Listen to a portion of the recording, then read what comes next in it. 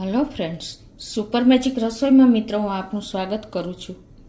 આજે આપણે ફૂટેલી તાવડીને ફેંકી ન દેતા એનો ઉપયોગ કઈ રીતે કરવો ને એનો વિડીયો હું તમારી સાથે શેર કરું છું। તો તમને ચોક્કસ આ વિડીયો ગમશે। ગમે તો લાઈક કરજો, શેર કરજો અને સબસ્ક્રાઈબ કરવાનું તો ભૂલતા જ નહીં। અને મિત્રો બાજુમાં રહેલું બેલ આઇકનને પણ પ્રેસ કરજો, જેથી કરીને લેટેસ્ટ વિડીયોની માહિતી તમને મળતી રહે।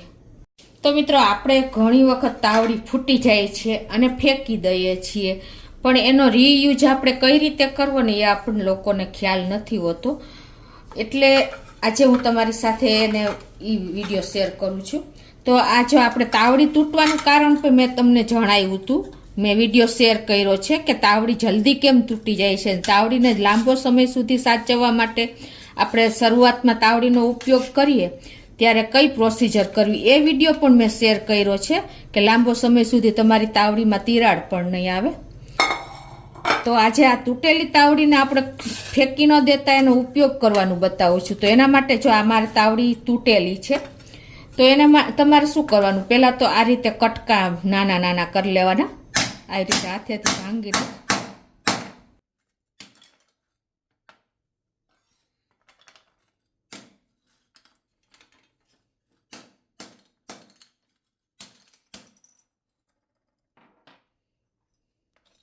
કટકા કરી લેવાના અને પછી તમારે કોઈ પણ કન્ટેનર હોય ને એમાં આ રીતે ભરી લેવાના છે।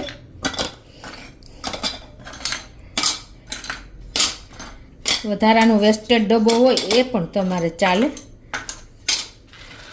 મિત્રો આપણે પહેલાના સમયમાં દાદી નાનીના વખતમાં આપણે માટી વાપરતા, રાખ વાપરતા વાસણ સાફ કરવા માટે કે દાઝેલા વાસણને સાફ કરવા હોય તો આપણે ડિશવોશર કે સ્ક્રબ કે સ્ટીલના ડૂચાથી જલ્દી નથી જાતું, તો એના માટે સ્પેશિયલ આપણે માટી જોઈએ છે।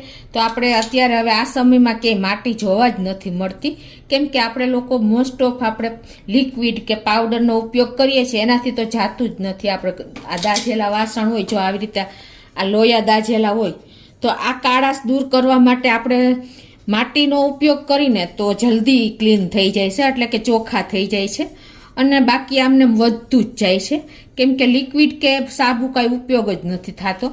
તો એના માટે તમારે શું કરવાનું કે આ તાવડી જે આપણે તોડેલા પીસા ભર્યા છે ને એને તમારે આ રીતે સાચવીને રાખી દેવાના અને જ્યારે તમારે વાપરવું હોય ને ત્યારે આ રીતે એક પીસામાંથી લઈ અને પાણી નાખીને પછી તમારે એને આ રીતે ઘસવાનો છે। તો પછી તમારે આને ક્લીન કરવું હોય તો આપણે ગમે એટલું ઘસીને આપણે ડિશવોશર કે વાયર કે કાંઈ પણ ડૂચો તો જાતું જ નથી। તો એના માટે તમારે પહેલાં પાણી આ રીતે થોડુંક નાખી અને પછી તમારે જે આ તાવડીના આપણે પીસ કર્યા ને માટીના એનાથી તમારે આ રીતે ઘસી લેવાનું છે, એટલે ઇઝીલી તમારા દાઝેલા ભાગ છે કે કાંઈ પણ હશે ને એ જતું રહેશે। તો આ રીતે તમારે મિત્રો એકદમ સરસ જો ડાઘ જતા જ રહેશે। બાકી તમે ગમે એટલી મહેનત કરીએ છીએ ને તો માટી સિવાય આ ડાઘ જાતા નથી। જો મારા હાથ પણ કાળા થઈ ગયા અને આ ડાઘ પણ ઓછા થઈ ગયા। જો આ રીતે તમારે લોઢી છે, લોયા છે, આપણે તળવા માટેના જે ફ્રાય પેન હોય છે ને એમાં પણ ડાઘા થઈ જ જાય છે। તો આ ઇઝીલી ક્લીન થઈ જશે મિત્રો। જો તમને હમણાં ઘસીને પણ બતાવી દઉં, જો એક પછી એક ડાઘા, તમારે મહેનત પણ નહીં પડે, થોડુંક તમે ઘસશો ને આ રીતે પાણી નાખતું જવાનું અને ઘસતું જવાનું।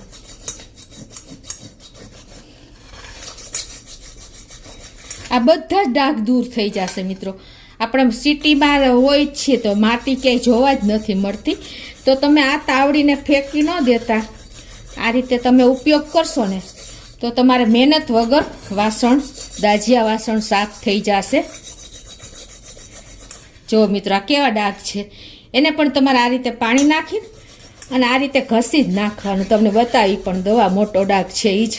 જો મિત્રો બિલકુલ ડાઘ જતા રહ્યા છે, તમને ખ્યાલ આવે છે। જો જે મોટા મોટા ડાઘ હતા એ મેં કાઢી નાખ્યા છે, બાકી તમારે હું વધારે ઘસીશ તો વિડીયો લાંબો થઈ જશે। જો મારા હાથ જુઓ, આ કચરો જુઓ, તમને આ પથ્થર, આ માટીની તાવડીના પીસ એટલા કામમાં આવશે ને કે તમારું પેન આખું સાફ ગમે એવા દાઝેલા હશે ને તો પણ જતા રહેશે। તો મિત્રો છે ને આપણે તાવડીનો રીયુઝ એટલે કે ફૂટેલી તાવડીને પણ આપણે ફેંકી ન દેતા તમે આ રીતે ઉપયોગ કરશો ને કન્ટેનરમાં ભરી અને આ રીતે રાખી દેવાનું અને તમારે જ્યારે જોઈએ ત્યારે તમે ઉપયોગ કરી શકો છો મિત્રો. તો તમને ચોક્કસ મિત્રો આ તાવડી ફૂટેલી તાવડીનો વિડીયો ઉપયોગી થશે. ગમે તો લાઈક કરજો, શેર કરજો અને સબસ્ક્રાઈબ કરવાનું તો ભૂલતા જ નહીં.